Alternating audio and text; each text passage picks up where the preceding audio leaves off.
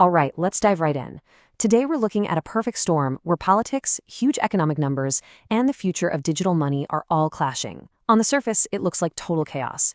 But if you look just a little deeper, you'll see a completely different story of conviction. So what's really going on? And boom, we kick things off with some seriously direct words from President Trump, taking aim right at the Federal Reserve. Comments like this from the highest levels of government, they sent shockwaves through the markets.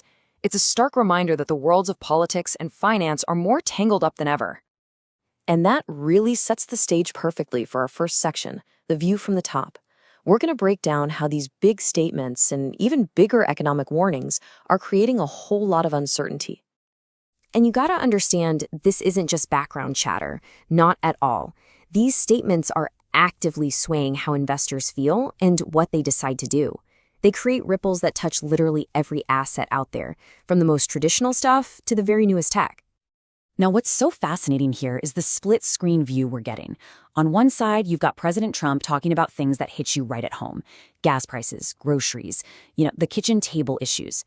Then on the flip side, Senator Lummis is looking way down the road, talking about building the actual rules and framework for digital assets. It's like the market's being pulled in two totally different directions at the exact same time. Okay, but lurking behind all of this political talk is this just massive, massive number. $38 trillion. Let that sink in. That's the new all-time high for the U.S. national debt. Think of it like a giant pressure cooker sitting silently in the background of every single one of these conversations. It's the real context for why the markets are so on edge. So, with that kind of immense pressure building, what happened next? How did the markets respond? Well, that brings us to our next section, red numbers on the screen. And the reaction was, well, it was fast and it was brutal. We saw a classic flight to cash. And get this. Even gold, the ultimate safe haven asset, got absolutely hammered.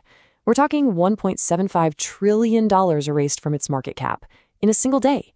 That's a huge blow for the one thing people usually run to when things get scary. And it wasn't just the old guard.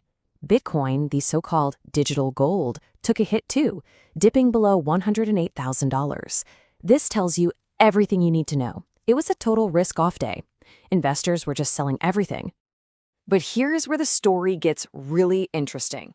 While traders were just staring at all that red on their screens, a completely different narrative was unfolding in the background. So let's look at this parallel story, one of quiet but relentless adoption. I mean, just look at this wave of integration. Hong Kong gives the green light to a spot Solana ETF. That is huge for access in Asia. Robinhood lists BNB, bringing it to millions of retail users. Polymarket adds BNB functions, and maybe the biggest headline of all, Coinbase teams up with a legacy giant like American Express for a Bitcoin rewards card. This isn't just noise.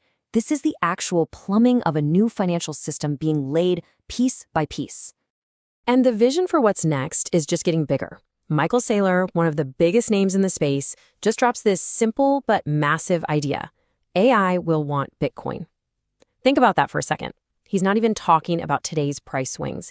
He's pointing to a fundamental driver of future demand that's not even on most people's radar yet. And this long-term conviction, it's not just talk. It's being backed up by corporate balance sheets. Tesla announced it held firm, selling none of its $1.3 billion in Bitcoin last quarter. In the middle of all that chaos and volatility, they just held. That inaction speaks volumes. And just to make the political story even more complex, we see this. Even as there's criticism of the Fed, you also get this direct statement of support from Eric Trump. It just goes to show you that sentiment towards digital assets in Washington is anything but simple. It is all over the map. All right, and for a little bit of, let's call it market culture, we have to talk about Jim Cramer. Right in the middle of this crazy, volatile day, he comes out and declares that crypto is due for a push. Now, for anyone who's been around the markets for a while, that statement immediately brings to mind the reverse Cramer theory. It's this popular, almost legendary idea that the best way to trade is to do the exact opposite of whatever he predicts. It's a fascinating piece of market psychology, right? And it just adds another layer of intrigue to the day's events. So this is what it all boils down to. You've got these two powerful competing stories playing out at the exact same time.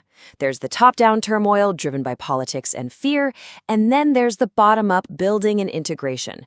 So the big question is, which one is telling the real story? And that's really the final thought I want to leave you with. This isn't just about one day's market moves. It's way bigger than that. It's a battle between two immense forces.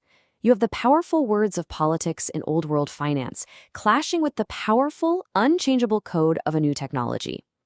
When those two things collide, which one will ultimately shape the future of money? That's the real question to ponder. Thanks for tuning in.